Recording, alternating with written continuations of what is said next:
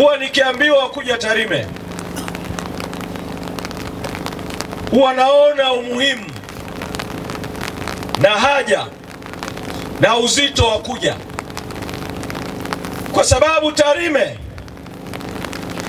ni kati ya maeneo matatu Tanzania yenye historia ya pekee ya awali ya mapambano ya kisiasa ya Chadema. Ukizungumza Chadema na historia yake ya mapambano, huwezi kuacha kuitaja Kigoma mjini, ambapo mfumo wa vyama vingi ulipofika, uchaguzi wa kwanza mmoja wapo kabla ya uchaguzi mkuu wa 95, yalikuwa ni mapambano ya kisiasa ya Kigoma mjini. Wakati huo Chadema ikiwa na mgombea anaitwa Amani Kaburu, ambaye Chadema iliwajibika kumtoa Marekani akiwa chuo akifundisha kuja kushiriki mapambano. Kazi hiyo ilifanywa na wakina mzee Edwin Mtei na wakina mzee Bob Makani waliokuwa mwenyekiti na katibu mkuu wa kwanza.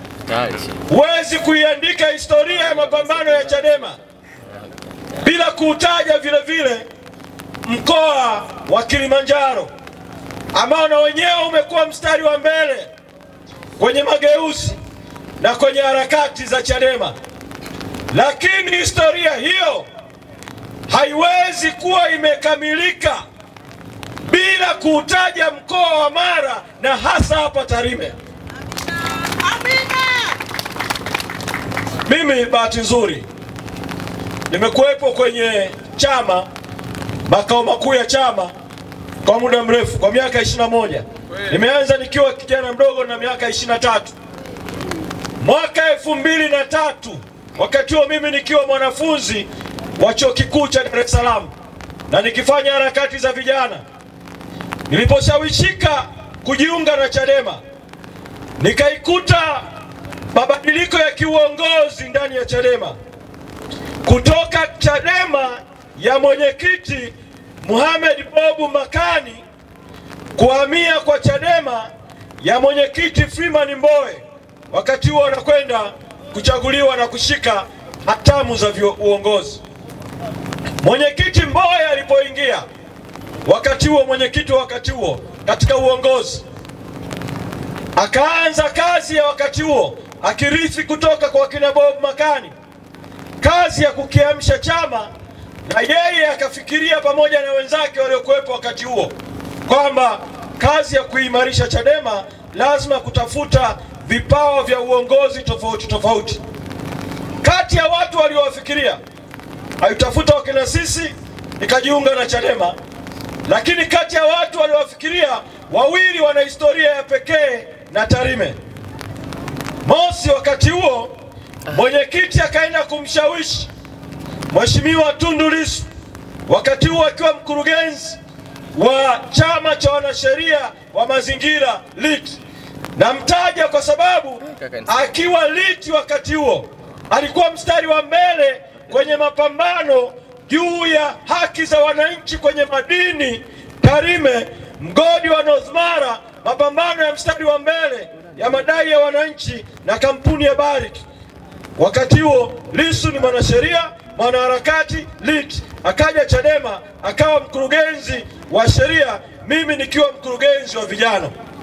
Katika safari hiyo ya kutafuta watu wa kuunga mkono mabadiliko, tukamkuta mpambanaji mwingine, Mwenyezi Mungu amweke mahali pema, tukamkuta Chacha Zakayo Wangwe, miaka hiyo, wakati huo akiitwa Bob Rasta, akiitwa Rasta.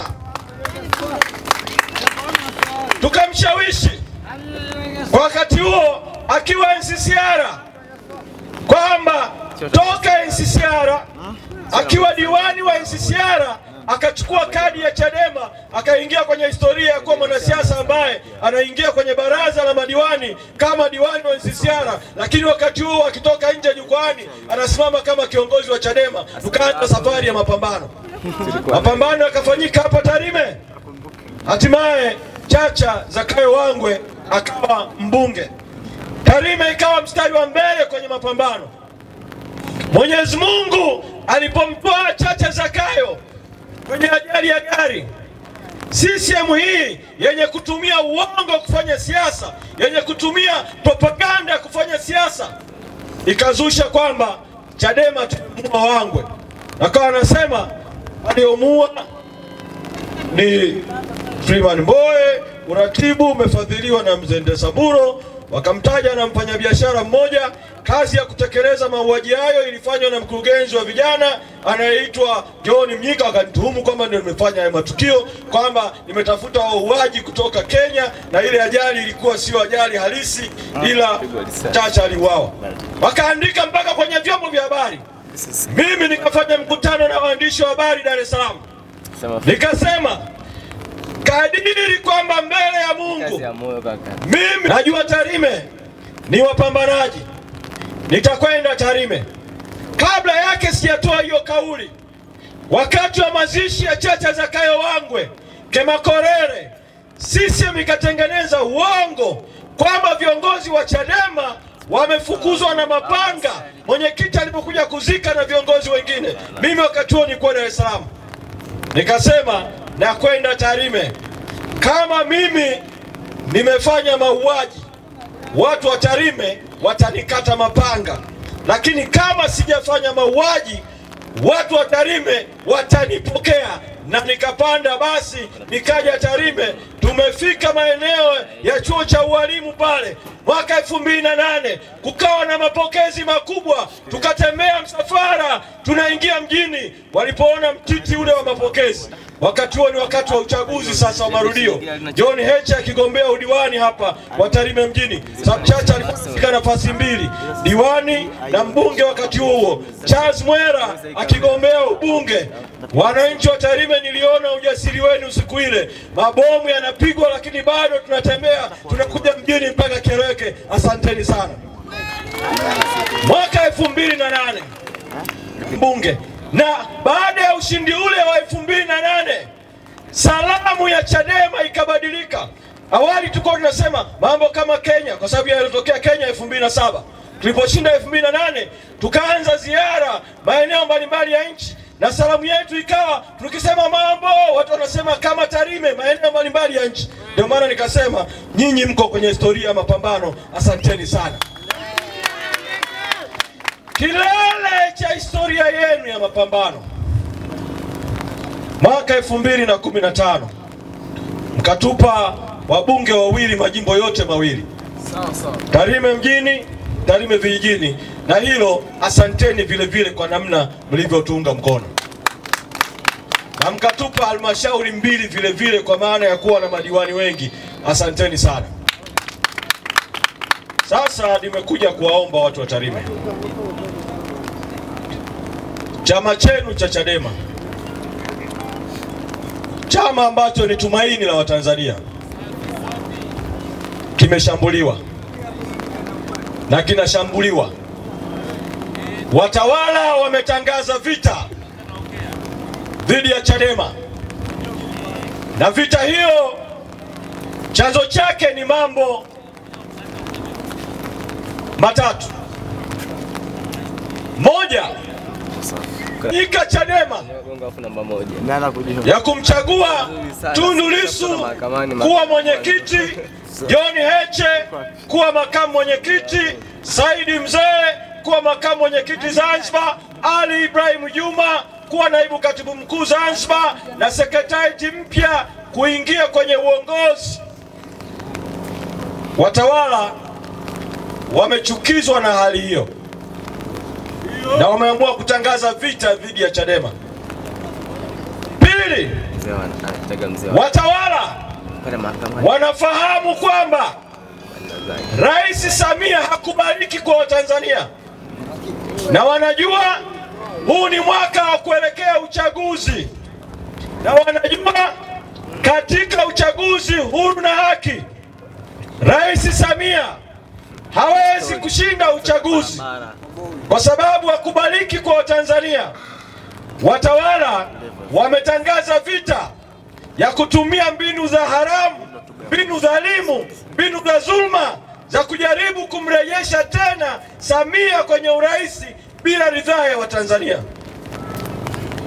Sababu ya tatu, Chadema imepitisha mpango wa no reforms no election, kwamba bila mabadiliko hakuna uchaguzi.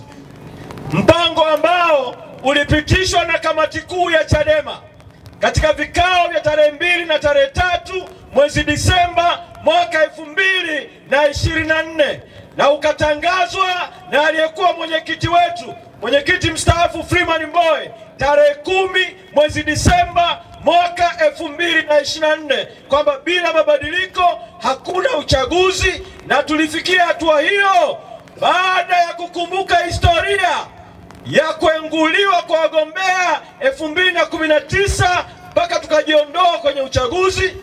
Tulifikia hatua hiyo baada ya kukumbuka madhila, madhara, wizi, uchafuzi wa uchaguzi wa 2020 wa udiwani, ubunge na urais. Tulifikia hatua hiyo baada ya kuona uporaji wa haki ya wananchi ya kupata viongozi wanaowataka kwenye uchaguzi kinachoitwa uchaguzi wa serikali za mitaa, vijiji na vitongoji wa mwaka tarehe 27 Novemba 2024. Tukasema imetosha, hatuko tayari tena 2025 tufanyiwe yale yale. Ndio maana tukasema no reforms no election, hakuna mabadiliko, hakuna uchaguzi, kwa maana ya kwamba uchaguzi haufanyiki, tunazuia uchaguzi. Kauli hiyo